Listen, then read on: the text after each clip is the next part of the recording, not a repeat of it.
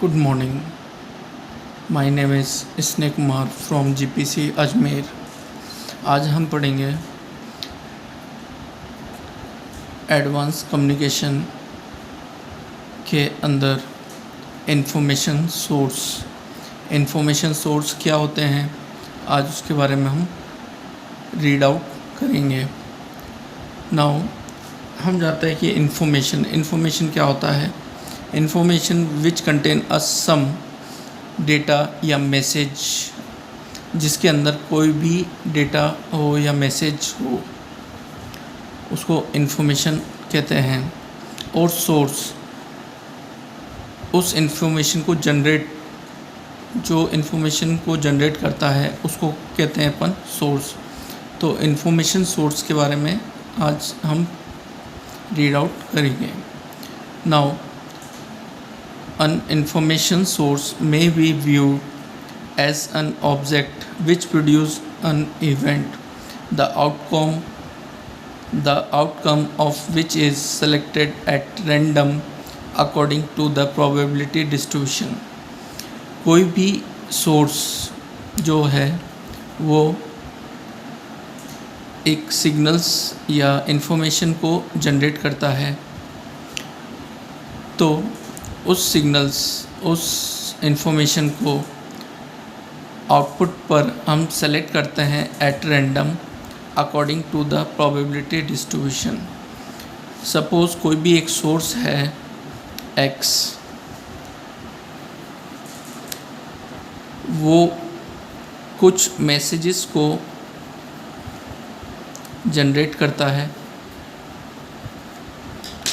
Output पे हम randomly उसकी प्रोबेबिलिटी डिस्ट्रीब्यूट करते हैं। A discrete information source is a source which has only a finite set of symbols as possible output. जैसे कि एक सोर्स है, उसने ये सिंबल्स को जनरेट किया है, सेट ऑफ सिंबल्स को जनरेट किया है एक्स सोर्स ने।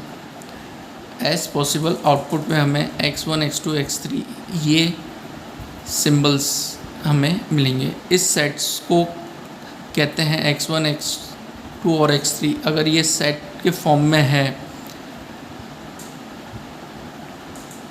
A set of source symbols x1 x2 x3, अगर इसका एक सेट बनता है तो उसको कहते हैं सोर्स अल्फ़ाबेट। और जो सेट के अंदर जो एलिमेंट्स हैं, जैसे x1 एक एलिमेंट है, x2 एलिमेंट और x3 एलिमेंट, इनको कहा जाता है सिंबल्स। कलेक्शन या set of symbols called a source alphabets. और जो x का जो सेट है, उसके जो एलिमेंट्स हैं, उनको कहते हैं अपन सिंबल्स।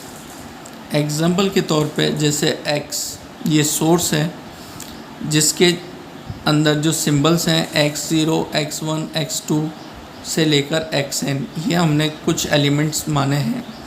इन सब एलिमेंट्स को जब हम सेट के फॉर्म में लिखते हैं तो ये कहलाते हैं source alphabets.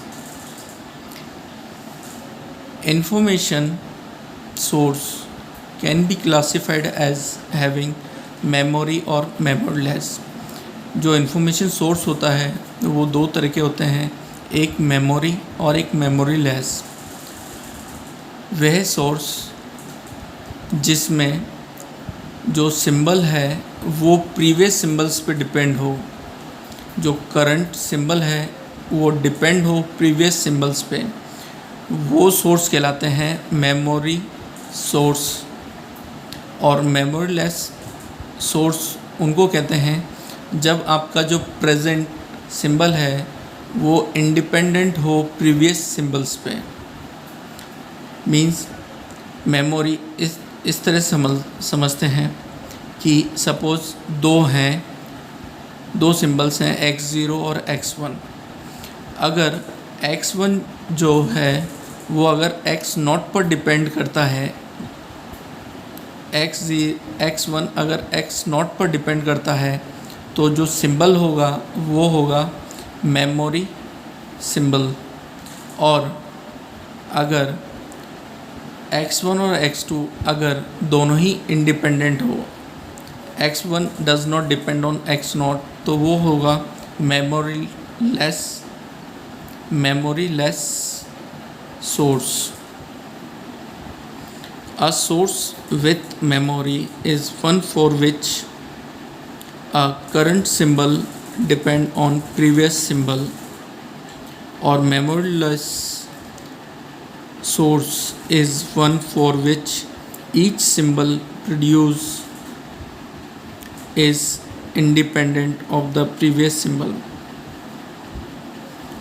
Now, a discrete memoryless source can be characterized by the list of the symbols, probability assigned to these symbols, and specification of the rate of generating these symbols by the source. Discrete memoryless source के 3 mains characteristic होनी चाहिए जब भी वो discrete memoryless source होगा। एक तो list of symbols x1 x0 x1 and x2, इस तरह का जो सेट है ये एक लिस्ट ऑफ सिंबल्स हैं। नेक्स्ट, इन सिंबल्स में अगर प्रोबेबिलिटी असाइन हो जाती है, सपोज़ x1 को भेजते हैं तो उसकी प्रोबेबिलिटी 0.4, x1 की प्रोबेबिलिटी 0.5, x2 की प्रोबेबिलिटी 0.2। इस तरह से ईच सिंबल्स को अगर प्रोबेबिलिटी असाइन होनी ज़रूरी है डिस्क्रीट मेमोरीलेस सोर्स में। Specification of the rate of generating, किस स्पीड से जो सोर्स है वो सिंबल्स को जनरेट कर रहा है। x1 को, जो x1 है सोर्स, x जो सोर्स है वो x1 को x0 जो सिंबल है उसको जनरेट करने के लिए उसकी जो जनरेटिंग स्पीड है वो x0 के लिए क्या है, x1 के लिए क्या है और x2 के लिए क्या है। जब ये 3 कैरेक्टरिस्टिक किसी भी सोर्स में हो तो उसे कहते हैं डिस्क्रीट मेमोरीलेस सोर्स। जैसे x जो सोर्स है उसके जो एलिमेंट्स हैं x0 x1 x2 ये एलिमेंट्स हैं, तो लिस्ट ऑफ एलिमेंट्स या list of source. p the probability assign to the symbols. और थर्ड वन कि किस रेट से ये सिंबल्स को जनरेट करता है उसे कहते हैं डिस्क्रीट मेमोरीलेस सोर्स।